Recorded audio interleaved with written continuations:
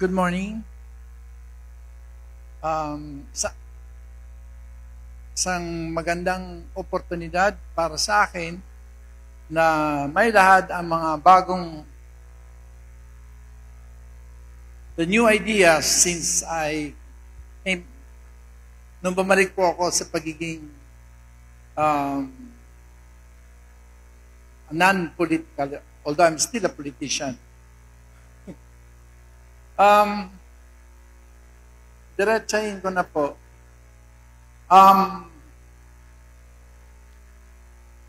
Noong mga panahon, sinasabi ko lagi, a college graduate in every family. Ngayon, tinitingnan ko yung buong mundo, mukhang hindi na akma yun.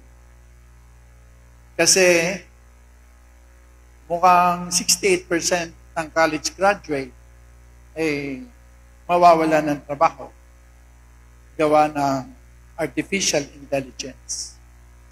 So, ang ginawa ko kagad doon sa amin, sa Pulangi, I established the Albay Institute for Artificial Intelligence. At nakahingi po ako sa TESDA ng trading methodologies at ng mga micro-credentials. So by next year, we will already have our first pool of AI competent students. Kasi kung dati a college graduate in every family, a TESDA in every family, an entrepreneur in every family, pero lagi nakatuon sa a college graduate in every family. Kaya nga, nung tinitingnan ko kagabi dun sa budget hearing sa Senado, talagang buhos na buhos pa rin sila doon sa UIQTE or the Universal Access to Quality Tertiary Education when things have already changed. In fact, you need to tweak it so that you will be more responsive. Let me just give you one example. Ang AI po, kailangan ng maraming data centers. Ang mga data centers, kailangan po ng malinis na tubig. Hindi pwede ang tubig galing sa dagat, hindi pwede ang tubig sa surface water, kailangan spring water. Ngayon, kanina ko pa tinatanong kung ilan ang forested areas natin. Meron lang tayo 23% of our land area is actually forested. So saan kukuha ang Pilipinas ng spring water if we have to grow our AI industry? So, in fact, akmang-akma sa atin na there seems to be how do you call that? Nagkaisa na yung ating conservation as well as our mitigation and our AI response are folded into one singular action. Nung una kong 27 years, sabi ko, dapat college student in every family. Kasi nga, sabi ng World Bank, ang nakakapag-aral ng college, ang kanyang income pagdating ng 32 years old, 76% higher kaysa sa nakagraduate lang ng high school. At ang kanya pong tamang sa nakagraduate lang sa elementary ay 23%. So obviously, on an individual basis, rather than societal returns, mas maigi talaga na i-promote mo. Pero sa mga panahon ito, sabi ko, at lagi kami ngayon nagkukwentuhan at we are working together with TESDA para po yung ALS, pagkatapos ng first 2 years ng junior high, mag-ALS na sila at gamitin na nila AI. Meron na kaming nagawang programa na kung saan nung lahat ng pwedeng itanong ng kumukuha ng ALF, nandun na po, sasagutin siya. At ang teacher, matututo din, makikita din na. So in other words, wag dapat tayo matakot. Mas nakakatakot pa nga yata ang AI kaysa sa climate change. Pero ang importante po, lahat po ng mga pagsubok o challenge sa buhay natin ay ating hinaharap. So, I changed the so-called Salceda doctrine in Albay.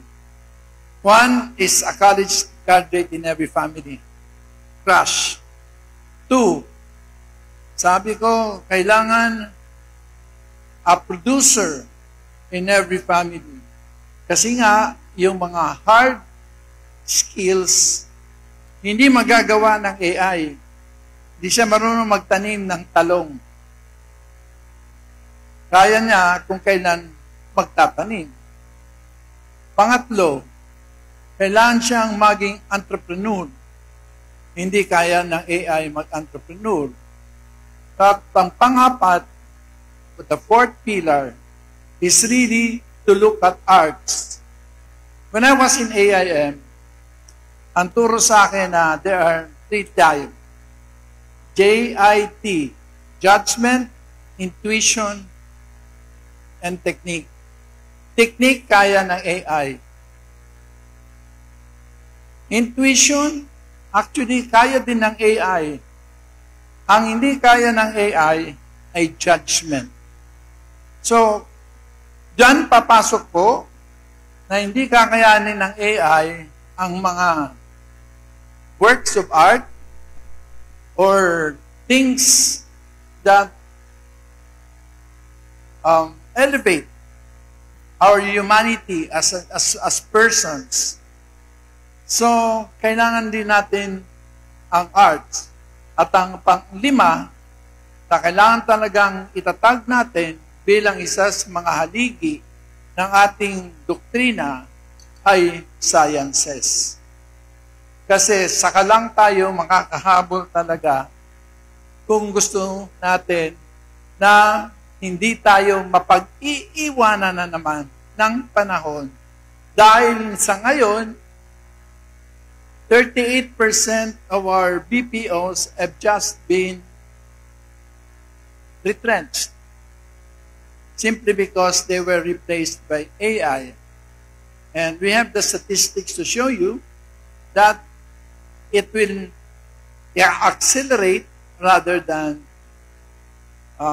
slow down. Anyways, may topic po kayong binigay sa akin. Binigyan ko lang kayo ng ginagawa ko ngayon kasi doon sa Pulangi, mas marami na akong oras makipag sa tao. I've established Albay Institute for, at that was my birthday to myself. I established it with my own money. And I also established a DRR, Disaster Risk Reduction Management and Training Institute. Kasi nga, nakakalimutan na ng mga tao ang mga basic kung paano dapat ang attitude, ang predisposition ng isang mamamayan sa mga events. Laging nasasabi, anticipatory. So ngayon, bumabalik kami sa basic. Nagsimula na naman kami sa training of trainers. Lahat ng barangay, 300 barangays in the 3rd district, iisa-isay namin, 20 sa kanila. Ipapadrawing ko ulit ang kanilang barangay para alam nila kung asan yung bahay niya, asan yung ilog, asan yung bahay ng kabit ng asawa niya, at kung asan po ang bangin ng kanyang bahay. Bangin sa tabi ng kanyang bahay. So, I am actually doing a twofold enterprise right now. One is the establishment of the Albay Institute for, and we will be the first And I think Secretary of DESDA will affirm that na by January, Albay will have the first micro-credentials ng mga AI. So,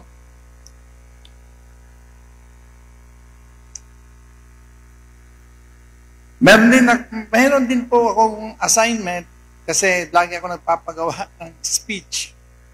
Facing hard truths on the global climate crisis towards a Philippine strategy for CCAM. 1. There is certain misguided pride in every generation. The belief that our present challenges are unprecedented and therefore perplexing.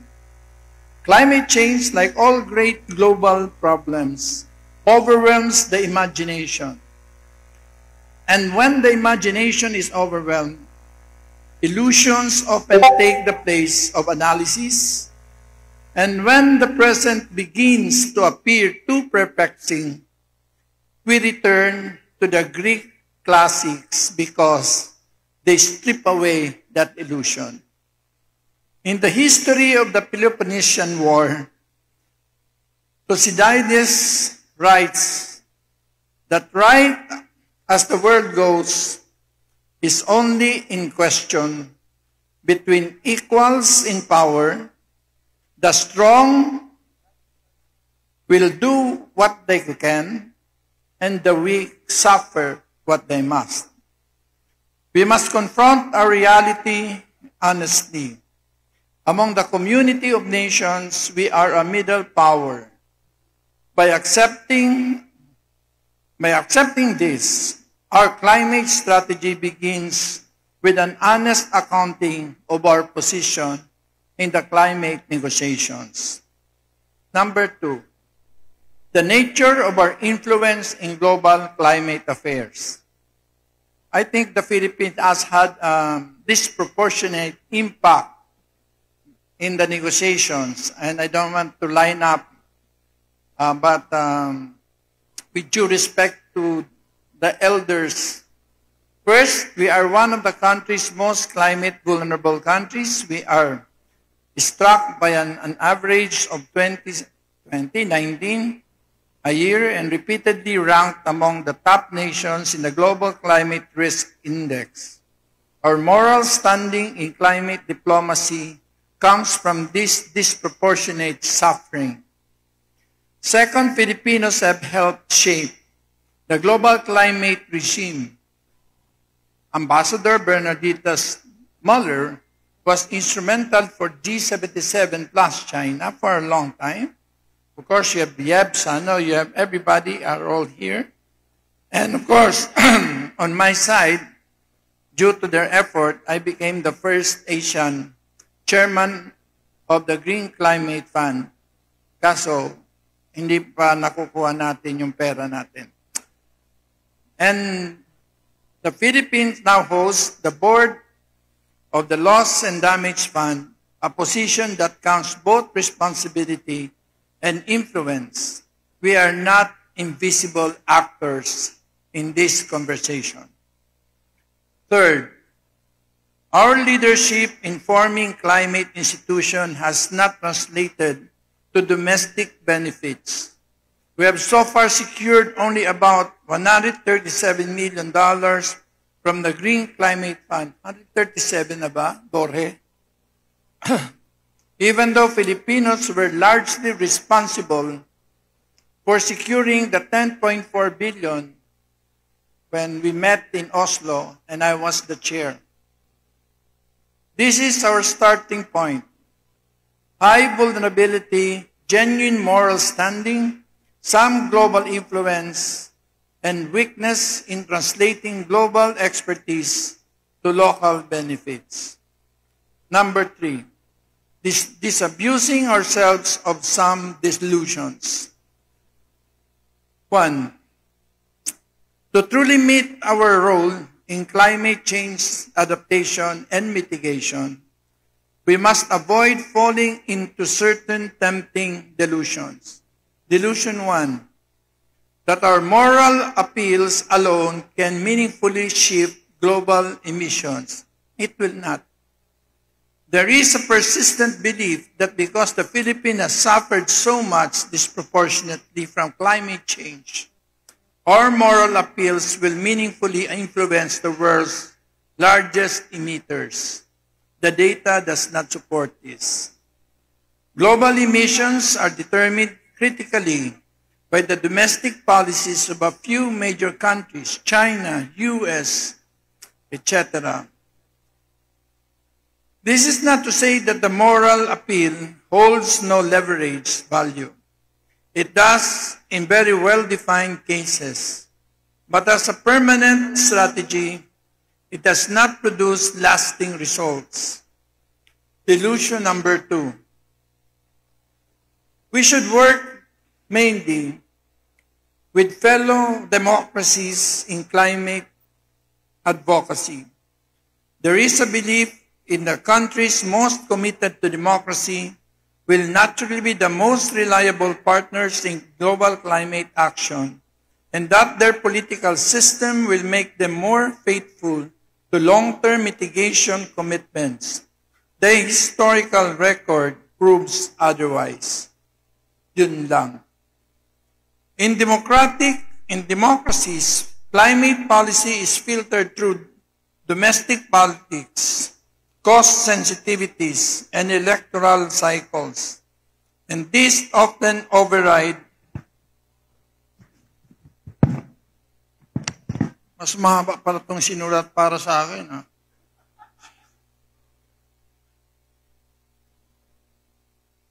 The US provides the clearest example. If it signed the Kyoto Protocol but never ratified it.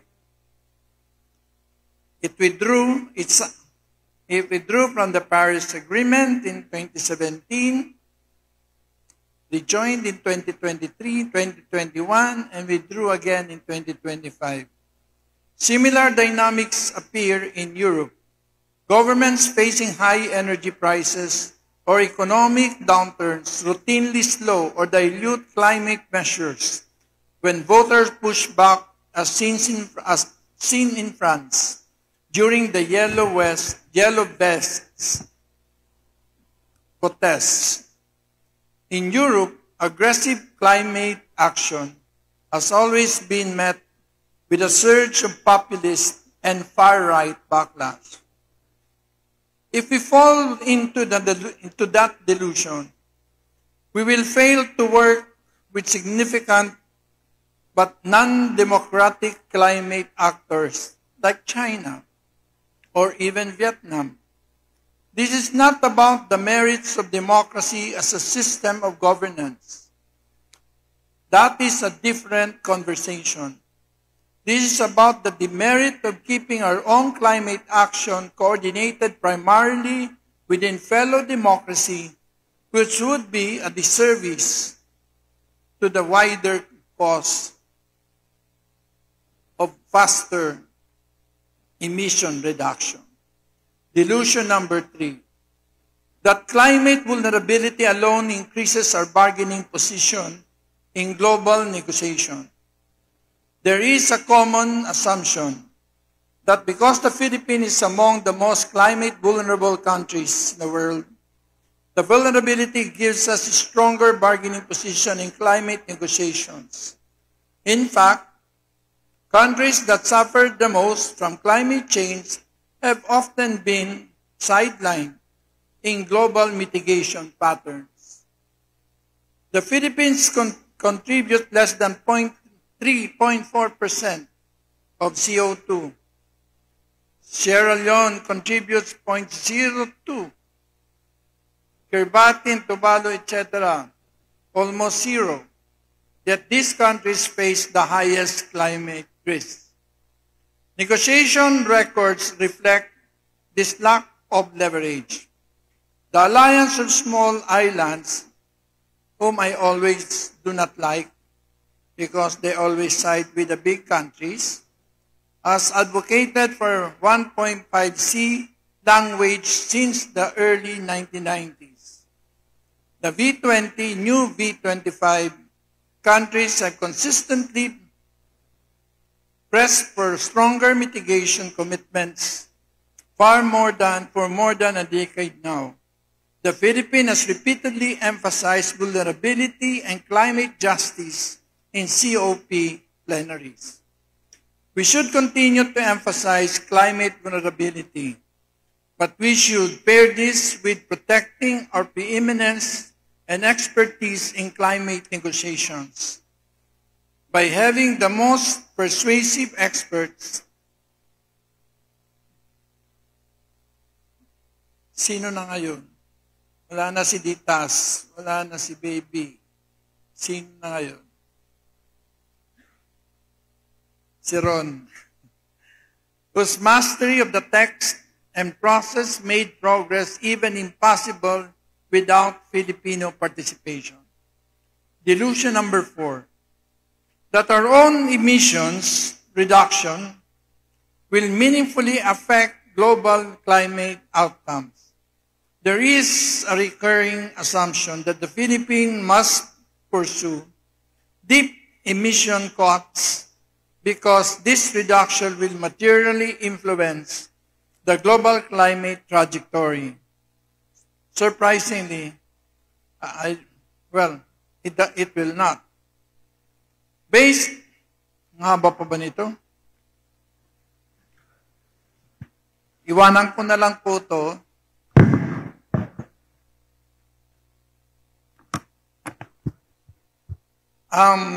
Nagpapasalamat na lang po ako sa inyo lahat na that we should restart the conversations, especially conversation prior to a COP, prior to the mid-year in Bonn, because these are the kind of conversation that strengthen our domestic institutions and driving for the correct strategy in terms of our negotiation. So, di po ako nawawalan ng pag-asa na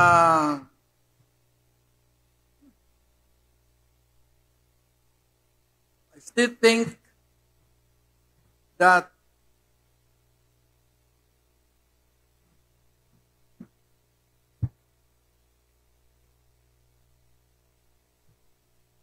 Filipinos are still capable of patriotism.